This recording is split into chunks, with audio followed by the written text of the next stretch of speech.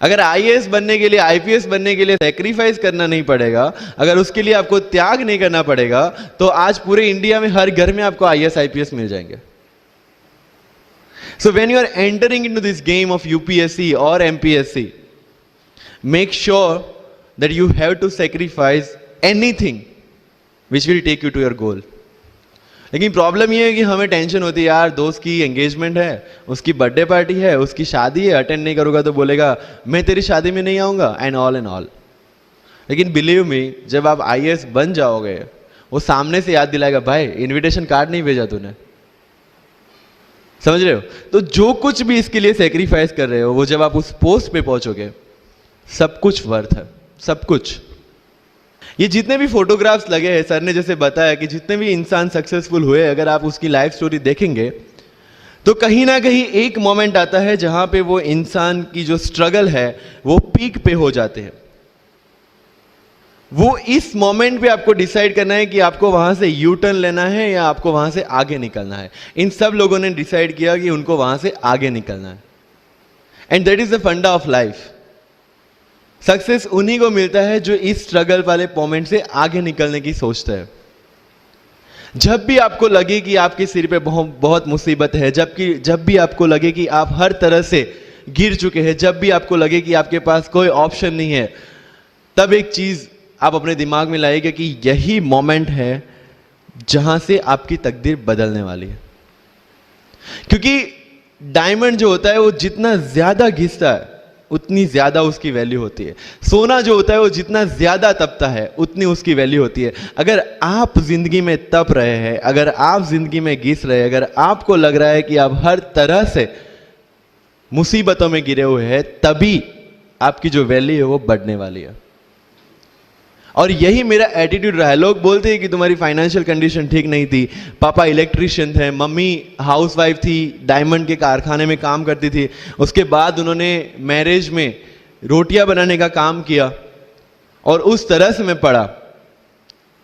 लेकिन जब मुझे पूछा जाता है कि ऐसी कौन सी चीज है आपकी लाइफ में जो आप बदलना चाहते हो, एंड आई सेड नथिंग. क्योंकि अगर वो चीजें नहीं होती मेरी लाइफ में तो शायद आज आपके सामने मैं नहीं होता.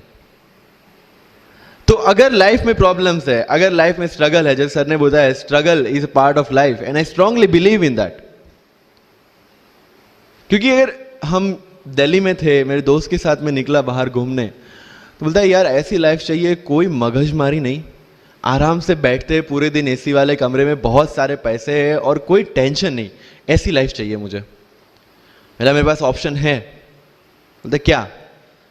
बोला देख सामने एटीएम का रूम दिख रहा है, एसी वाला कमरा है, बहुत सारे पैसे, कोई मगजमारी नहीं, जॉब ले ले.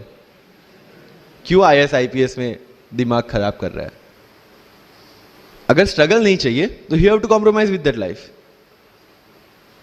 जब भारत वर्ष का सपना चंद्रगुप्त ने देखा, चाणक्य ने देखा, और उस भारतवर्ष को बनाने के लिए जब ये संघर्ष जारी था, और तब नंद के राजा धनानंद की डॉटर दूरदराज से चंद्रगुप्त को प्यार हो जाता है, और जब चाणक्य उनको बोलते कि नहीं तुम्हें उससे दूर रहना है, और तब चंद्रगुप्त बोलता है आचार्य कभी कभी सोचता हूं कि जिंदगी में या ये भारत के सम्राट बनने के लिए इतना त्याग, इतना बलिदान ना देना होता तो. और तब चाणक्य रिप्लाई करते हैं तो हर कोई भारत का सम्राट होता. This is the fundamental rule of life. UPSC सिर्फ आपका नॉलेज चेक नहीं करता. Make it very clear in your mind. जैसे सर ने बोला it's a game of wisdom. आपको पहले ऑफिसर बनना पड़ेगा यहां से. यूपीएससी का काम तो सिर्फ थप्पा लगाना है कि हाँ ये ऑफिसर बन गया. जितने भी आईएएस आईपीएस ऑफिसर्स को आप मिलोगे, you will realize this thing कि ऑफिसर वाली क्वालिटीज इसमें पहले से है. आप जब प्रिपरेशन स्टार्ट करते हैं तभी से समझ लीजिए कि आपकी आईएएस और आईपीएस की ट्रेनिंग भी स्टार्ट हो गई.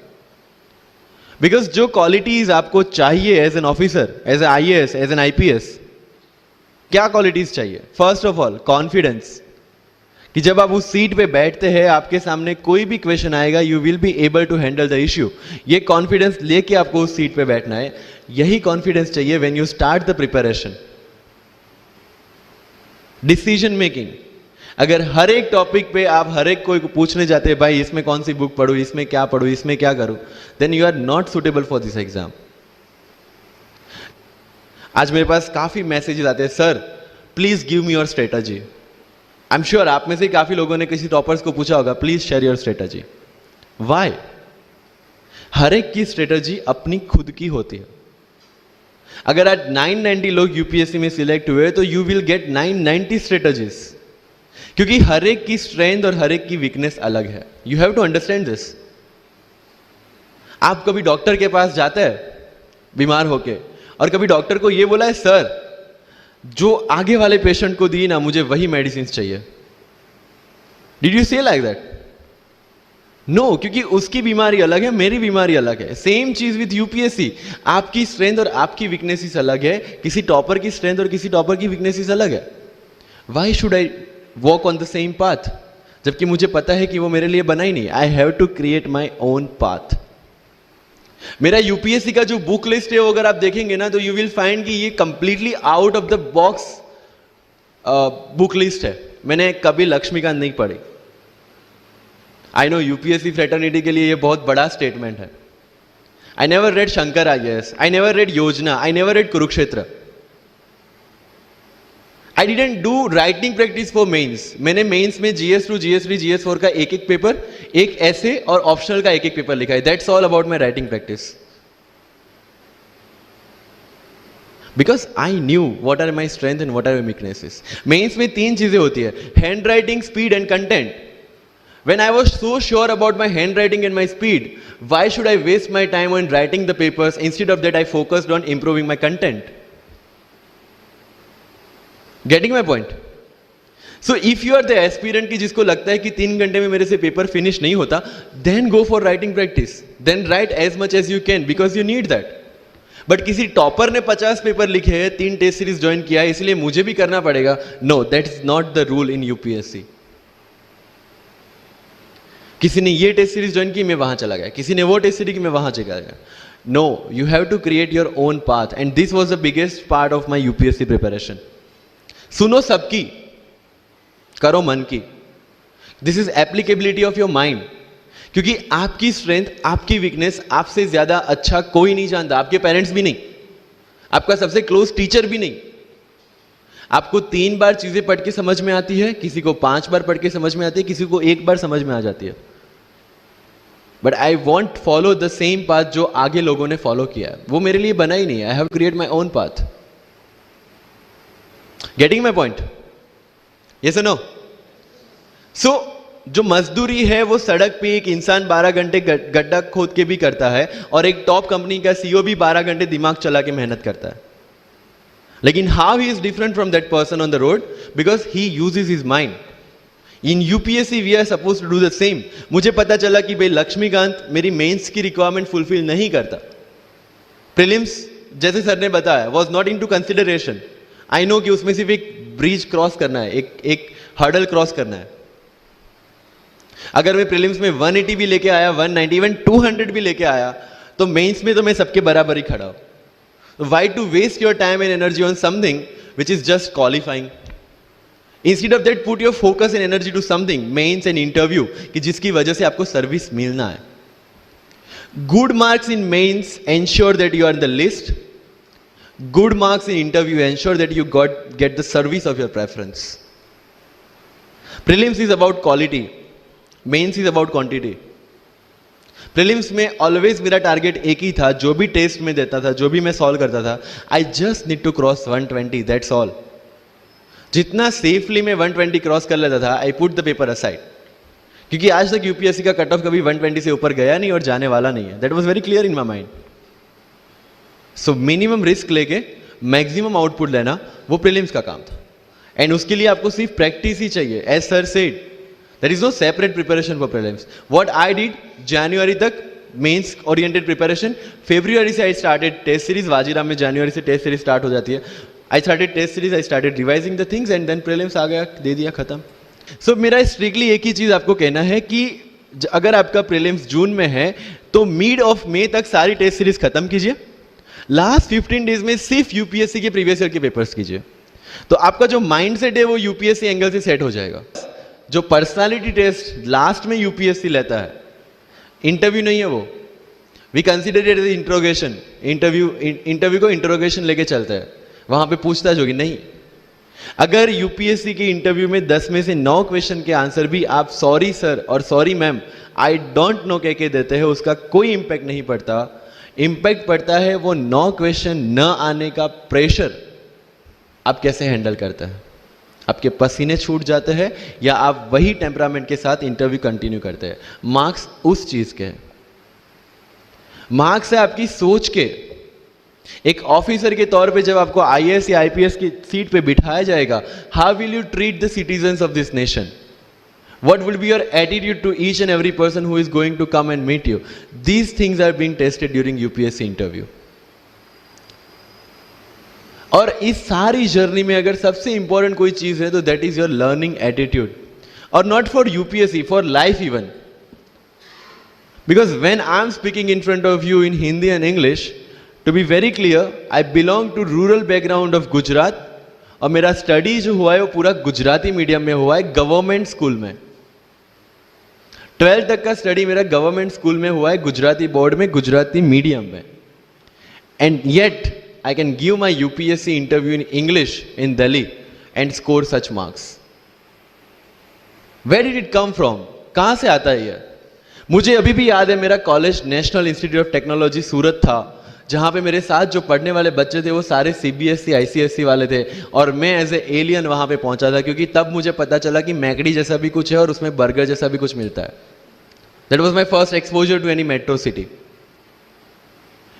एंड जब मैं उनसे इंटरेक्शन करता था और इंग्लिश बोलने की ट्राई करता था, तो जैसे संजू मूवी में इंग्लिश दिखाया गया है गुजरातियों का, जो जीरो को जीरो बोलते हैं, उसी तरह I was also like that. Mother tongue influence आ जाता है, it's very obvious. So I use to speak notes and not notes, और डोर एंड नॉट डोर, और don't and not don't. So they used to make fun of me.